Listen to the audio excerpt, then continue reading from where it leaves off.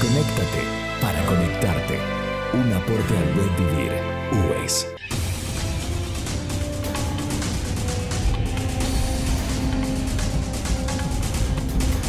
Presentan su programa Es de Justicia. Muy buenos días y bienvenidos a esta nueva temporada 2014 de Es de Justicia.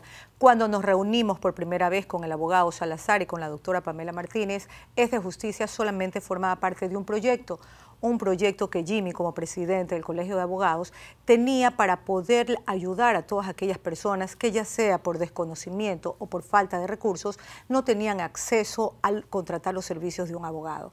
Hoy Es de Justicia es una realidad. Hemos llegado a muchas familias ecuatorianas, hemos podido ayudarlos, hemos llevado a conocer todas las inquietudes que ellos tenían y agradecemos inmensamente por la confianza prestada, por los mails recibidos y esperamos en esta nueva temporada poder seguir ayudándolos de igual manera. Hoy el tema a tratar va a ser un tema que ha sonado mucho en los últimos meses, la despenalización del consumo de drogas. ¿Qué hay detrás de esta despenalización? ¿Qué hay de cierto? Lo conoceremos hoy en un conversatorio dirigido por el abogado Jimmy Salazar, la doctora Pamela Martínez y los comentarios del secretario ejecutivo del CONCET. Ya regresamos. Al regresar en Es de Justicia. Esta problemática social que ha crecido tanto en nuestro país, que es el número de ciudadanos privados de libertad por tenencia de sustancias.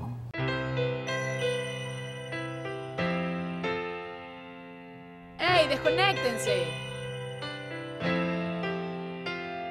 ¡Ey, desconéctense! ¡Ey, chicos, desconéctense!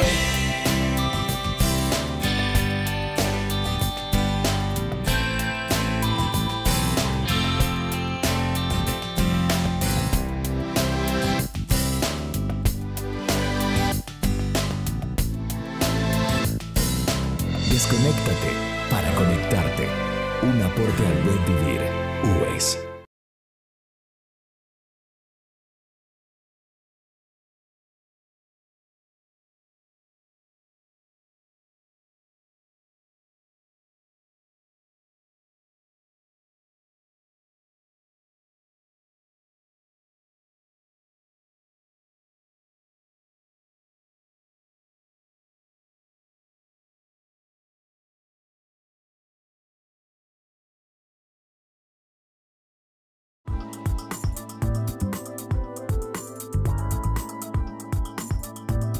Es de Justicia. Y ya estamos de regreso aquí en Es de Justicia para tratar este tema tan polémico como es el de la despenalización del consumo de drogas en el país. Abogado Salazar, buenos días. Pame, buenos días. Hola, María Mercedes, buenos días. Efectivamente, la problemática que anunció María Mercedes al inicio del programa, cuál es el consumo de drogas en el Ecuador, déjenme decirle que este problema no es nuevo. Es un problema que viene desde muchas épocas atrás, desde muchos tiempos atrás, y esto no solamente ha hecho un daño a la familia, sino a la sociedad en general. Y en efecto, porque no solo es en el Ecuador, es en todo el mundo.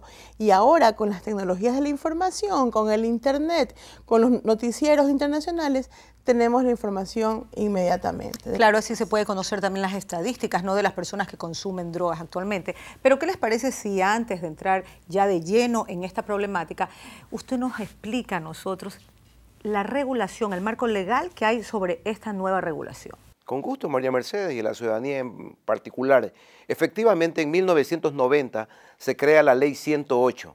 Esta ley no hace ninguna diferenciación entre lo que es un consumidor y un narcotraficante. Es decir, deja libre albedrío para que los jueces sancionen o pongan las penas que crean ellos convenientes. Es decir, un juez bien podría sancionar a un consumidor como un narcotraficante.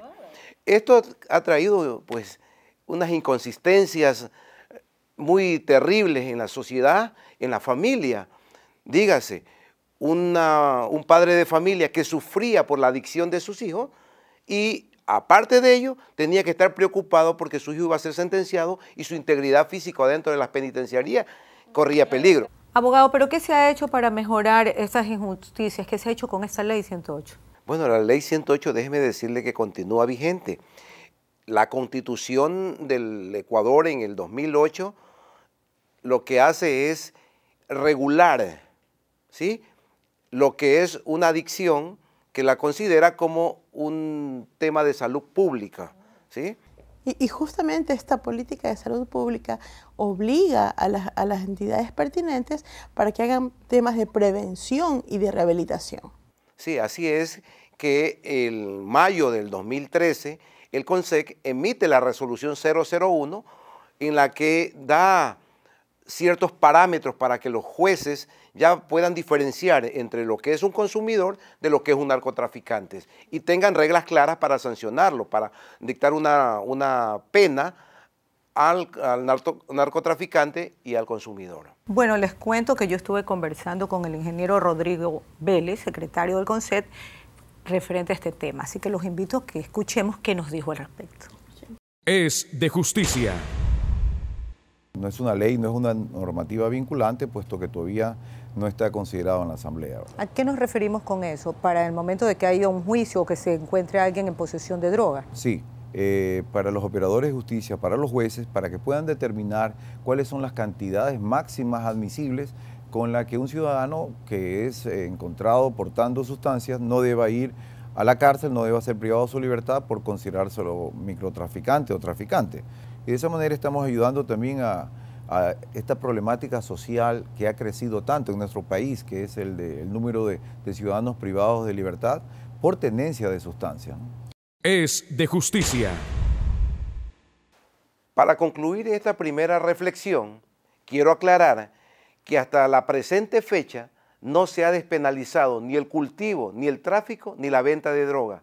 Solo se ha emitido una resolución sobre la despenalización del consumo, aclaración necesaria, ya que ciertos sectores están queriendo dar a entender que el consumo y comercialización está permitido en el Ecuador y que viva la fiesta. Bueno, yo creo que la explicación ha estado clarísima, pero tengo una inquietud. Abogado, en esta tabla publicada por el CONSEC decía que pues, uno podía, para ser considerado consumidor y no narcotraficante, portar hasta 10 gramos de marihuana, 2 gramos de pasta de cocaína, 1 de cocaína, entre otras. ¿Esto qué significa? ¿Que uno puede cargar toda esta farmacia encima y ser considerado como un adicto o es referente a solo una de estas?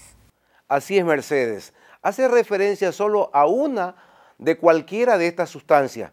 Porque si no, imagínense, un consumidor cargaría pues una farmacia, como usted bien lo acota, cargando de todo allí. No, se refiere única y exclusivamente a una de ellas. Es decir, que no se puede pues un consumidor, por el hecho de ser un adicto, cargar pues determinadas cantidades de distintas. Ahora, es importante aclarar para la ciudadanía que no es que hay un operativo, lo cogen al ciudadano con una cantidad que según la tabla puede ser entendido que es adicto y se va. No, entra un proceso, va a una audiencia donde el juez va a valorar si la cantidad de droga que contiene es realmente porque es un adicto o no, hay pruebas toxicómanas, etc. Es decir, esta tabla es un referente, pero el juez, en definitiva, con las consideraciones, es quien toma la decisión. Si va a rehabilitación o va a una sanción penal. Es decir, una persona que carga 1 gramo de marihuana, por ese gramo va detenida y es el juez el que va a ponderar que esa persona es un enfermo, que es un adicto.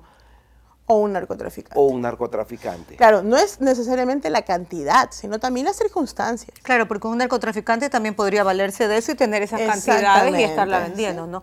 Pero yo también le hice una pregunta al ingeniero Vélez cuando estuvo días pasados aquí en el programa, referente a qué pasaba con las personas que regalaban la droga a otras, no precisamente la estaban vendiendo. Escuchemos lo que nos dijo al respecto. Es de justicia. Hay una normativa vigente en ese caso particular. Es considerado, debe ser sancionado, no puede regalar. Es algo similar a comercializarlo. Eso está prohibido, ¿no? Estoy de acuerdo con esta normativa, pero creo que también debemos concientizar por medio de campañas de prevención por medio de... Aquí viene principalmente el tema de valores. Somos los padres los que tenemos que inculcar a nuestros hijos qué hacer, cómo hacer, con quién reunirse, dónde están, preocuparnos de ellos para evitar que caigan en presa fácil de estos monstruos de la droga. Estoy totalmente de acuerdo con usted, porque una cosa es rehabilitar y otra cosa es prevenir. Por eso es tan importante las campañas para prevenir el uso de las drogas. De hecho, en las escuelas, colegios, universidades, en diferentes asociaciones se están llevando a cabo esta lucha, esta prevención. Y todos debemos de sentirnos responsables. Este es un problema de todos. El gobierno inclusive tiene que poner a sus cartas en el asunto, ¿no? Porque es mucho más barato, resulta, prevenir que rehabilitar. De acuerdo con... Justamente yo iba a tocar ese punto, que es allá donde se debe ir a trabajar, en las escuelas, como bien lo manifestó Pamela, en las escuelas, en los colegios. Es allí donde se debe hacer una campaña agresiva para que los niños puedan acceder, puedan conocer y no sean fácil presa de estos monstruos. Y es tan importante lo que tú dices, Jimmy, de conocer, porque ciertos padres ponen como temas vudús, no hablan con sus hijos. Agradezco al ingeniero Rodrigo Vélez por su oportuna intervención en este programa. Es necesario que se fomenten estos espacios de discusión para aclarar las dudas existentes, para evitar que se alarme innecesariamente a la sociedad entera. Es de justicia. El mes de diciembre es un mes que se da pues para tener más gastos de lo común, porque a veces realizamos reuniones en las casas o compramos regalos. Pero esto también hace que caigan los proveedores de estos productos en abusos hacia nosotros. No solamente abusos en el aumento del precio o los valores del producto, sino también en la calidad del mismo. Hoy Pamela nos va a hablar de un tema muy interesante para las personas que consumimos bienes y servicios.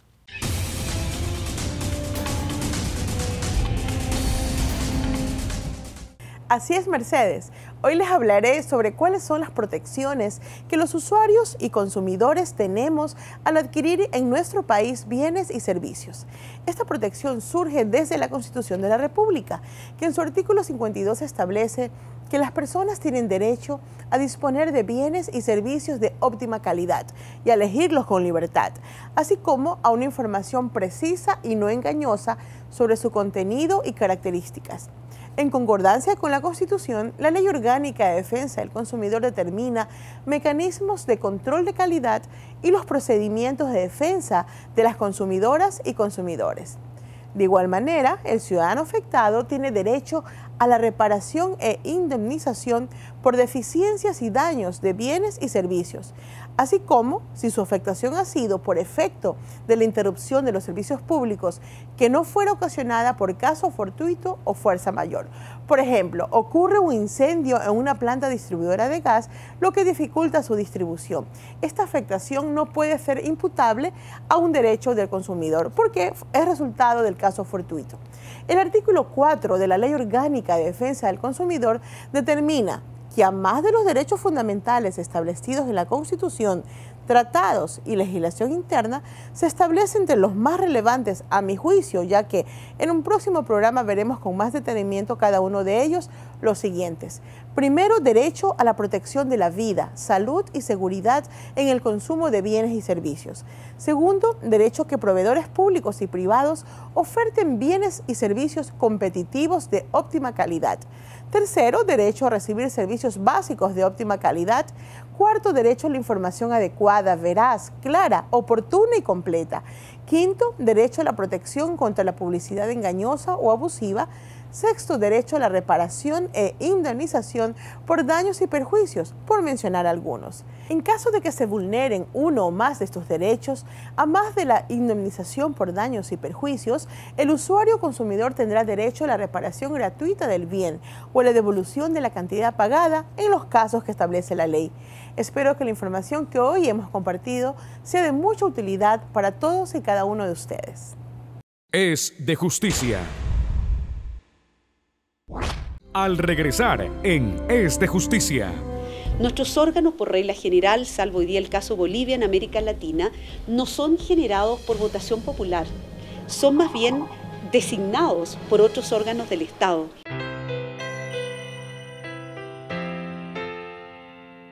¡Ey, desconéctense! ¡Ey, desconéctense! ¡Ey, chicos, desconéctense!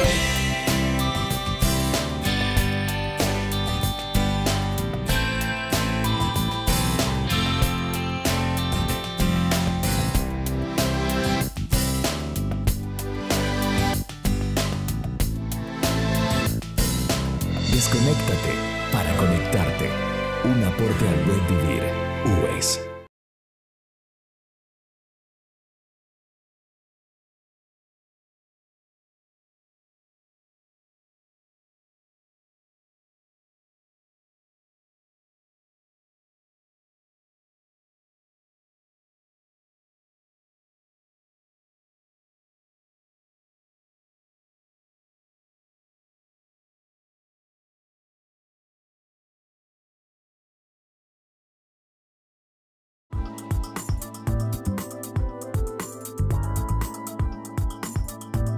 Es de justicia.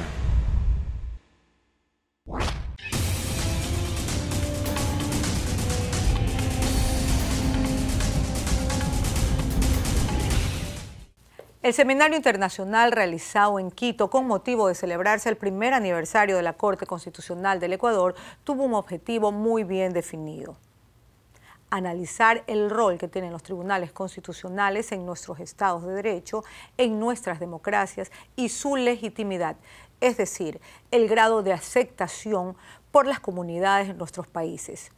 Nuestra invitada de hoy en Constitución al Día es la doctora Marisol Peña, presidenta del Tribunal Constitucional de Chile. Doctora Peña, ¿cómo está usted? Cuéntenos cuál es el problema de la legitimidad que usted ve dentro de la creación de los tribunales o cortes constitucionales en América Latina. Pienso que desde el mismo nacimiento de los tribunales constitucionales el problema de la legitimidad ha estado presente. El gran creador de los tribunales constitucionales concentrados es el jurista Hans Kelsen en el año 1920, y él se puso en el caso de qué ocurriría si se creara un tribunal de alto nivel especializado para revisar la obra del legislador.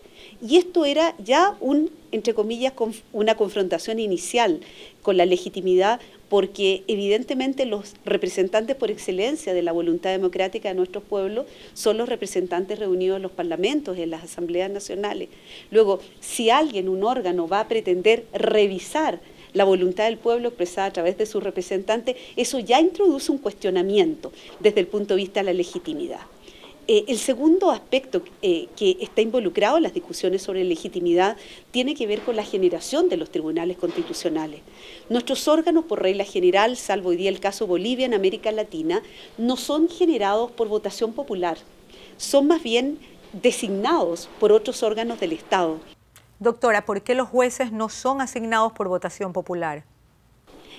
Fundamentalmente por el grado de especialización que supone el ejercicio de la justicia constitucional y porque no se quiere que el juez constitucional sea un candidato. Es decir, que ofrezca promesas a la ciudadanía, promesas que después lo comprometan de antemano frente a la independencia con que debe abordar cada decisión. ¿Y entonces cómo se independizan ustedes de quienes los colocan en estos puestos? Hay una vieja frase que dice que cada vez que es nombrado un juez constitucional, el primer deber que debe asumir es el deber de ingratitud. Eso significa que debe ser ingrato desde el primer momento con el órgano que lo nombró, porque ya no se debe al órgano que lo nombró, sino que se debe exclusivamente a la Constitución. ¿A qué Constitución? A la que el pueblo se ha dado. Y esto es lo que entronca con el tema de los procesos constituyentes. ¿Nos podría explicar cómo ha sido su experiencia como la primera mujer presidenta en un tribunal constitucional en Chile? Es muy importante, creo haber sido la primera mujer que haya accedido al Tribunal Constitucional de Chile, y no porque no existan muchas mujeres capaces en Chile, sino porque todavía para las mujeres profesionales en nuestra América Latina sigue revistiendo una particular dificultad ejercer estos altos cargos por la necesaria compatibilidad que tenemos que tener con la vida personal, con la vida familiar. Siempre digo, la principal responsabilidad de la mujer es dar cuenta de las vidas que estamos formando cuando tenemos hijos y posteriormente de las responsabilidades profesionales. Así que lo he asumido como un honor muy importante porque es una designación efectuada por mis colegas del Tribunal Constitucional, que ha significado que me han confiado la responsabilidad de conducir en este próximo periodo, que en principio de 2 años, la cabeza, el mando del Tribunal Constitucional. Doctora, muchísimas gracias por aclarar todas estas inquietudes. Muchas gracias a ti.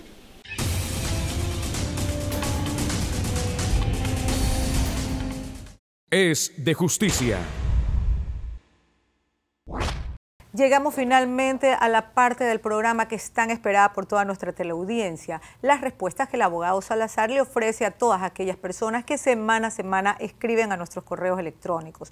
Les recordamos que todos los correos van a ser contestados. Tengan un poquito de paciencia porque desgraciadamente el tiempo en televisión es corto y las inquietudes y necesidades de nuestra teleaudiencia es mucha.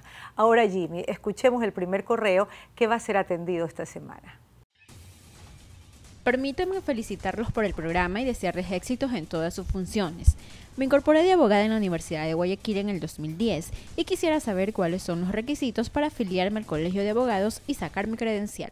Estimada Digna, primero permítame felicitarla por haber elegido tan loable profesión y gracias por sus felicitaciones para este programa, que si bien es cierto, demanda trabajo y sacrificio, la satisfacción de saber que estamos contribuyendo en el conocimiento en materia legal de la ciudadanía.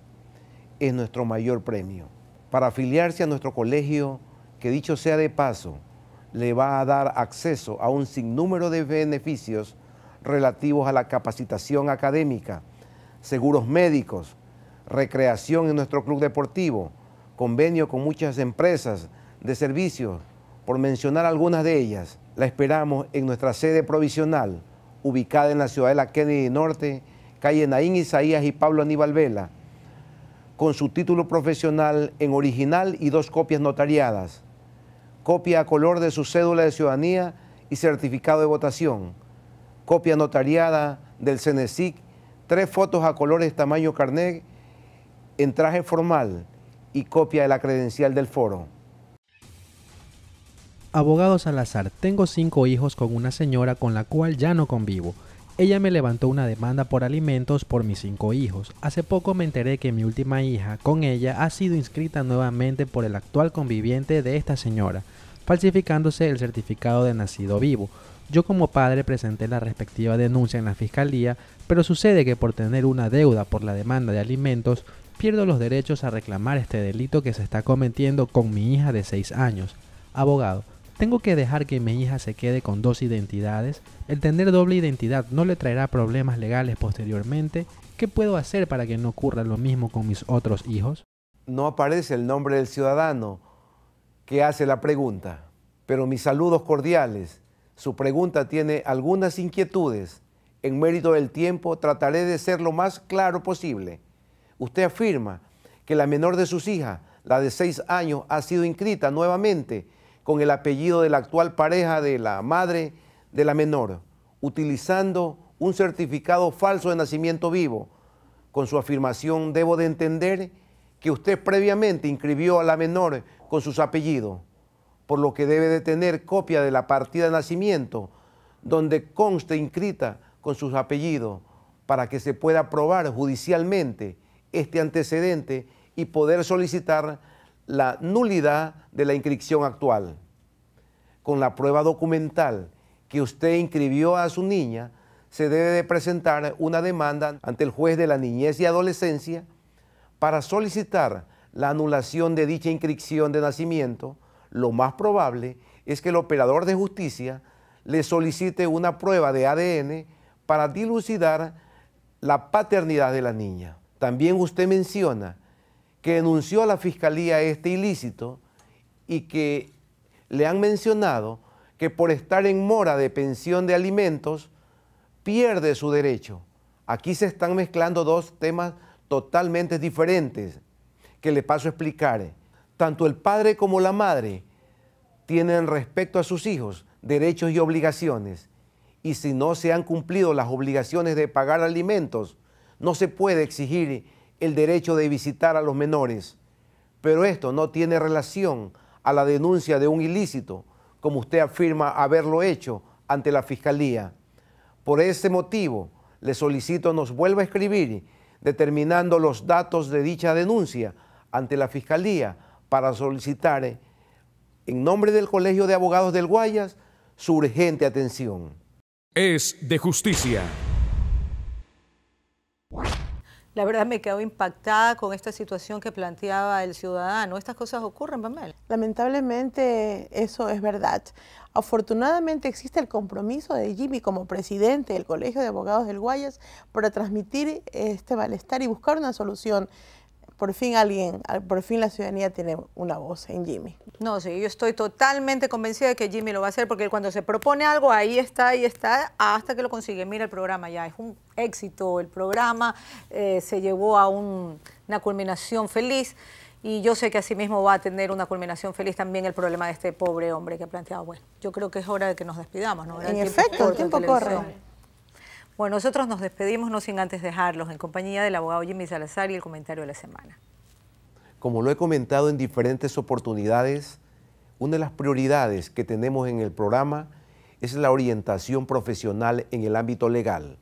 Por eso, al recibir tanto en las calles como en nuestros correos electrónicos sus inquietudes y alarmas ante la emisión de la resolución que hoy hemos analizado, vi la necesidad de desarrollar este tema para dejar por sentado que en el Ecuador no se ha despenalizado la comercialización de drogas. Esta resolución está dirigida a los jueces con el fin de que tengan mayores elementos de juicio para diferenciar entre un consumidor y un narcotraficante. Bajo ese parámetro, me parece acertado que los jueces consulten dicha tabla y de esta manera evitar injusticia, como lo sucedido en octubre del 2001, cuando una persona fue sentenciada a 12 años de reclusión mayor extraordinaria y una multa de 60 salarios mínimos vitales por poseer 1 gramo de pasta de base de cocaína. Y al mencionar que un juez consulta es porque debe de tomar en cuenta un sinnúmero de elementos, tomando en consideración las circunstancias de la aprehensión, no el mínimo de la droga. Suponga usted que un ciudadano tiene 1 gramo de marihuana en su bolsillo, pero se lo encuentra vendiendo o entregando, eso ya constituye un delito. Tenemos que estar vigilantes de lo que nuestros hijos hacen, las amistades que frecuentan, para evitar que caigan en esta penosa situación. Quiero compartir con ustedes la frase de Benjamin Franklin: el mejor médico es aquel que está convencido de lo inútil que son las drogas. Los espero el próximo domingo en su programa Es de Justicia. Me despido no sin antes desearles que sigan pasando un excelente fin de semana.